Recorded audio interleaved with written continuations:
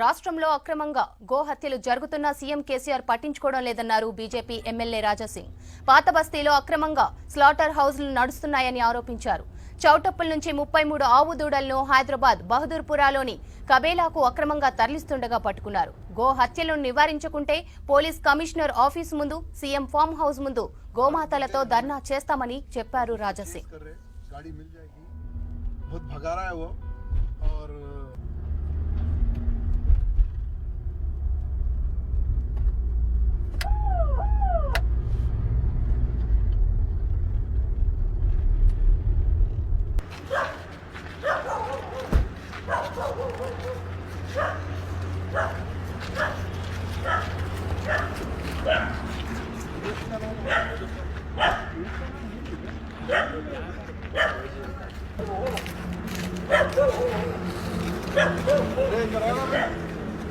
ఏంది దేవేందర్ ఎవరు? నీకు దేవేందర్ నంబర్ నీ దగ్గర స్పీడ్ ఉందంటే ఆ దేవేందర్కి చెప్పు. చాలా బ్రోకరిజం చేస్తున్నాను, నా చేతికి దొరికితే చంపేస్తా అని చెప్పు. దేవేందర్కి చెప్పు. చాలా కంప్లైంట్స్ నా దగ్గర ఉన్నాయి, దేవేందర్కి చాలా కంప్లైంట్స్ ఉన్నాయి.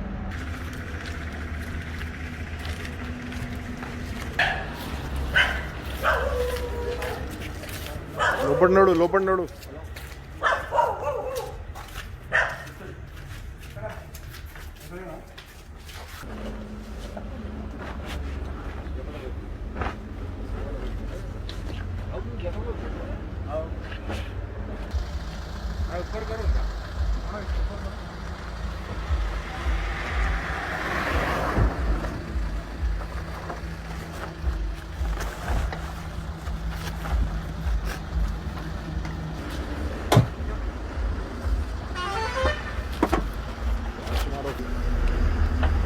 ड्राइवर को देखते रहो, भाग जाएगा.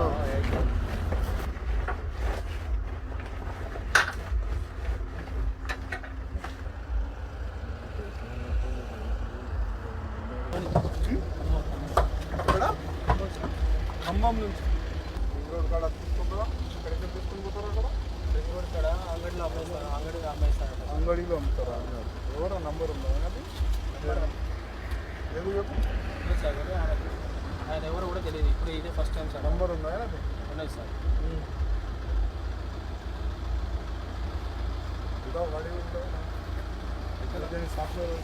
ఫస్ట్ టైం కూడా పోలీస్ స్టేషన్ లిమిట్లో ఇది వస్తుంది. ఈ టూల్ గేట్ దాటి ఈ ఒక్క బండి కాదు, డైలీ 40 నుంచి 50 బండ్లు ఈ బహదూర్పురా స్లాటర్ హౌస్కి వెళ్తుందని మాకు ఇన్ఫర్మేషన్.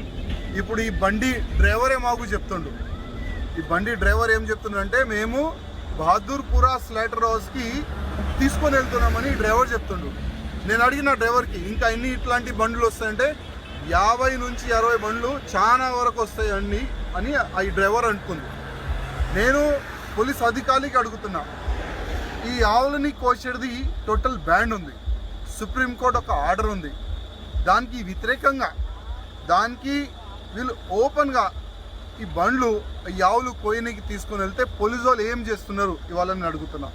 ఈ చోటుపల్లి పోలీసు వాళ్ళు కానీ మా కమిషనర్ గారు కానీ ఏం చేస్తున్నారు అంటే, ఏం చర్యలు మీరు తీసుకోరా? ఒక 2 కానిస్టేబుల్ ప్రతి ఒక్క చెక్ పోస్ట్లో పెడితే, ఈ టోల్ గేట్ చెక్ పోస్ట్లో పెడితే మాలాంటి వ్యక్తులు ఎందుకు వస్తారు, కార్యకర్తలు ఎందుకు వస్తారు ఇవాళ అడుగుతున్నా. ఇవాళ ఎవరైనా ఆవులు కోయనికి తీసుకొని వెళ్తే ఆ బండి కనబడితే పోలీస్ స్టేషన్కి తీసుకొని వెళ్తే ఆ కడుగోల పైన ఏం యాక్షన్ తీసుకుంటలేరు. కానీ నువ్వు ఎవరు, నీకు ఏం అధికారం ఇచ్చినారు, అసలు నీకు బుద్ధి ఉందా అని ఆ కార్యకర్త పైన లాఠీ చార్జ్ చేసి ఆ కార్యకర్తకి కేసు బుక్ చేస్తున్నారు. ఈ విధంగా పోలీసు వాళ్ళు వన్ సైడ్ పనిచేస్తున్నారు మన తెలంగాణ.